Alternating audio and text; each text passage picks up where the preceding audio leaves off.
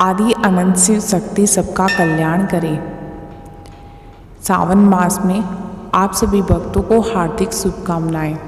आज हम जानते हैं कि सृष्टि की उत्पत्ति कैसे हुई थी और शिव जी ने ब्रह्मा जी को श्राप कैसे दिया था। बोलिए हर हर हर महादेव। सृष्टि की उत्पत्ति के समय जब कुछ भी नहीं था, न पृथ्वी, न आकाश, न जल, न अग्नि, तब महाशून्य में केवल प्रभु ब्रह्मा शिव विद्यमान थे। वे न अजन्मे थे, न बनाए गए थे, वे अनादि और अनंत थे। इस पर ब्रह्मा के एक चेतन शक्ति प्रकट हुई, जिसे शक्ति कहा गया। शक्ति और शिव से उत्पन्न हुआ एक संकल्प, और उसी संकल्प की सृष्टि की प्रक्रिया से प्रारंभ हुई। त्रिदेव की रचना हुई, जिसमें ब्रह्मा, विष्णु, महेश इन तीनों की रचना होती है। ब्रह्मा जी को आदेश दिया गया कि वे सृष्टि करें, जिसमें चर, अचर, जड़, चेतन, देव, असुर, मानव, पशु, वनस्पति आदि इन सब की रचना करें। ब्रह्मा जी ने योग बल की सृष्टि से इनकी रचना प्रारंभ की। चारों वेदों को उत्पन्न किया। मनीषियों, ऋषियों, तत्वज्ञों और तपस्वियों को भी उत्पन्न किया। धीरे धीरे उन्हें अपनी इस रचना पर गर्व होने लगा। उन्होंने सोचा कि मैं ही इस सृष्टि का निर्माता हूँ, मेरे बिना कुछ भी नहीं है। शिव जी भी मेरे ही बनाए हुए हैं। इस विचार ने उन्हें अहंकार के गर्त में धकेल दिया, जो परम सत्य का साक्षात्कार था। अब माया के मोह जाल में वो पूरी तरह से फंस चुके थे। ब्रह्मा जी ने अहंकार को देखकर चिंतित हो उठे थे। विष्णु जी के पास पहुँचे और बोले, हे पालनकर्ता, ब्रह्मा जी ने शिव जी को भी तुच्छ समझना शुरू कर दिया है। वे स्वयं को सर्वश्रेष्ठ मानते हैं और इससे सृष्टि का असंतुलन उत्पन्न हो रहा है। विष्णु जी ने ब्रह्मा जी से संवाद करने का निश्चय किया। उन्होंने कहा, हे ब्रह्मा, तुम तो रचयिता हो, किंतु क्या तुम शाश्वत हो? क्या तुम सृष्टि के मूल कारण हो? सृष्टि के पहले क्या तुम थे? ब्रह्मा जी बोले, मैंने स्वयं को ही जन्म दिया है। मैं ही शंभु हूँ, मुझसे ही चारों वेद निकले हैं। मैं ही ऋषियों का जनक हूँ, देवताओं का आदि पिता हूँ, मेरे बिना कुछ नहीं है। इस उत्तर से विष्णु जी स्तंभ रह गए। उन्होंने कहा कि सत्य के परीक्षा ही सर्वोत्तम उत्तर है। देवताओं की चिंता और विष्णु जी की शांति अनुरोध और ब्रह्मा जी का अहंकार, यह सब शिव जी को ज्ञात था। उन्होंने एक दिव्य लीला रचाई। अचानक आकाश और पृथ्वी कांप उठे, दिशाएं धधक उठी और फिर प्रकट हुआ एक अद्भुत अग्निस्तंभ, जो आकाश के पार था और नीचे पाताल से भी नीचे उतरता प्रतीत होता था। इस अग्निस्तंभ की कोई जड़ नहीं दिखती थी और न ही कोई शिखर। इसका तेज इतना असहनीय था। ब्रह्मा और विष्णु दोनों यह देखकर चकित हो उठे। तभी आकाशवाणी हुई, इस अग्निस्तंभ का आदि और अंत ज्ञात करो। जो इसे खोज पाएगा वही सत्य का निकट होगा।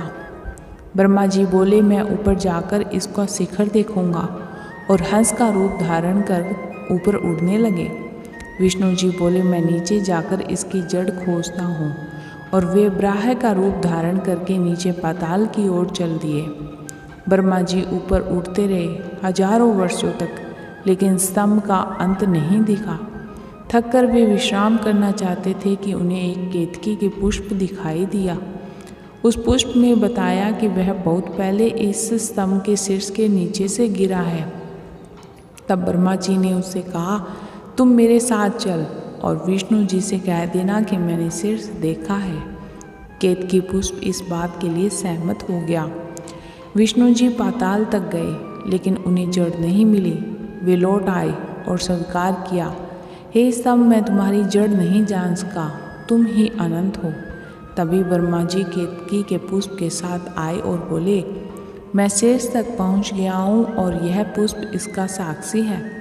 तभी आकाशवाणी हुई, आकाश फटा, बिजली गिरी और प्रकट हुए भगवान शिव रुद्र रूप में, त्रिनेत्र, जटाजूटधारी, गले में सर्प और शरीर पर भस्म लगाए हुए। उनकी यह उपस्थिति देखकर संपूर्ण ब्राह्मण कांप उठा और सभी देवता देख के हैरान हो गए। शिव बोले, हे ब्रह्मा, तुमने झूठ बोला है और उस झूठ के लिए पुष्प को साक्षी बनाया है। तुमने अहंकारवश सत्य को नकारा है। तुम्हें इस बात का दंड अवश्य मिलेगा। शिव जी ने अपने त्रिशूल से ब्रह्मा जी के 5वें मुख को काट दिया। फिर बोले, हे ब्रह्मा, मैं तुम्हें श्राप देता हूँ कि इस सृष्टि में तुम्हारी पूजा कभी नहीं होगी। कोई तुम्हारे लिए मंदिर नहीं बनाएगा, कोई तुम्हारे नाम की उपासना भी नहीं करेगा। केतकी के पुष्प पे शिव जी बोले, हे पुष्प, तू झूठ का साक्षी बना है। मैं तुझे अपनी पूजा में वर्जित करता हूँ। अब से तू कभी मेरी पूजा में नहीं चढ़ेगा। केतकी ने क्षमा मांगी, पर शिव बोले, सत्य से बढ़कर कुछ और नहीं है। विष्णु जी ने शिव के चरणों में गिरकर प्रार्थना की, हे शिव, आपने सत्य का पक्ष लिया, आपने अहंकार को पराजित किया, आप ही परम ब्रह्मा है। शिव जी मुस्कुराए और बोले, हे विष्णु, तुमने सत्य का स्वीकार किया है, इसलिए तुम पूज्य हो। सृष्टि में तुम्हारी पूजा होगी और तुम ही मेरे अनन्य भक्त कहलाओगे। वहीं उसी दिन अग्नि का स्तंभ जो शिवलिंग के रूप में दिया गया था, विष्णु जी और ब्रह्मा जी ने मिलकर उस लिंग की पूजा की और यह परंपरा तब से लेकर आज तक चली आ रही है। शिव के द्वारा ब्रह्मा जी को श्राप देना एक महाकथा की गहराई समझाती है कि ईश्वर भी अगर असत्य के पथ पर चलता है तो उसे परिणाम भुगतना पड़ता है, क्योंकि सत्य ही शिव है और शिव ही परम सत्य है। बोलिए हर हर हर महादेव। उमापतये नमः। ओम गौरीपतये नमः। भक्तजनों, आपको कथा कैसी लगी कमेंट सेक्शन में ज़रूर बताइएगा। हमारे चैनल को लाइक और सब्सक्राइब ज़रूर कीजिएगा और साथ ही कमेंट में ज़रूर लिखिएगा हर हर हर महादेव। हम आपके लिए फिर से एक नई कथा लेकर हाजिर होंगे। धन्यवाद।